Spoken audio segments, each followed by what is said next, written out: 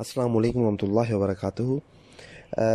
कुछ सवालात थे भाइयों की तरफ से। एक सवाल था कि अगर कोई वक्त से पहले रोज़ा अफ्तार कर ले तो उस बारे में क्या हुक्म है।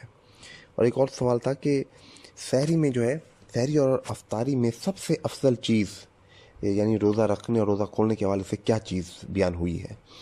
देखें, सही बुखारी की हदीस है 1959 नंबर।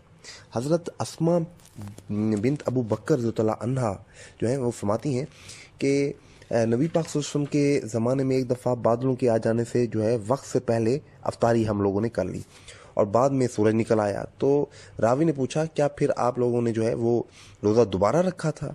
तो हज़रत अस्मा रज़ियल्लाहु अन्हा फरमाती हैं कि इसके अलावा तो और कोई चारा ही नहीं था, हमने जो है दोबारा रोज़ा रखा था।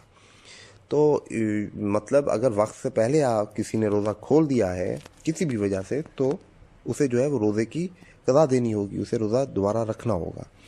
एक और सवाल था कि सहरी और इफ्तारी में सबसे अफजल चीज़ जो है। देखें, सन अबू दाऊद की हदीस है 2345 नंबर। हुज़ूर पाक सल्लल्लाहु अलैहि वसल्लम ने फरमाया कि मोमिन की बेहतरीन सहरी जो है वो खजूर है। ठीक है ना जी, यानी अफजल ये है कि खजूर होनी चाहिए सहरी के वक्त।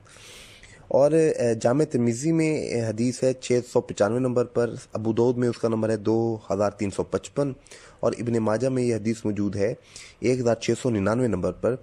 हुज़ूर पाक सल्लल्लाहु अलैहि वसल्लम ने फरमाया कि खजूर से रोज़ा अफ्तार करो, इसमें बरकत है। खजूर ना मिले तो पानी से इफ्तार करो, इसमें पाकीज़गी है। जो हमारे यहाँ वो नमक वाली बात मिलती है ना, नमक से भी रोज़ा खोलने वाली जो बात है, तो वो रवायत जो है वो सिरे से कोई मौजूद ही नहीं है। ठीक है ना जी, वो ऐसी मनगढ़ंत सी बात है। अल्लाह पाक से दुआ, अल्लाह पाक हम सबको कुरान और सुन्नत के मुताबिक चलने और उस पर अमल करने की तौफीक अता फरमाए। किसी भी भाई का कोई क्वेश्चन हो, क्यूरी हो तो वो मुझसे मेरे व्हाट्सएप के नंबर पर रब्ता कर सकता है। अस्सलाम वालेकुम रहमतुल्लाह।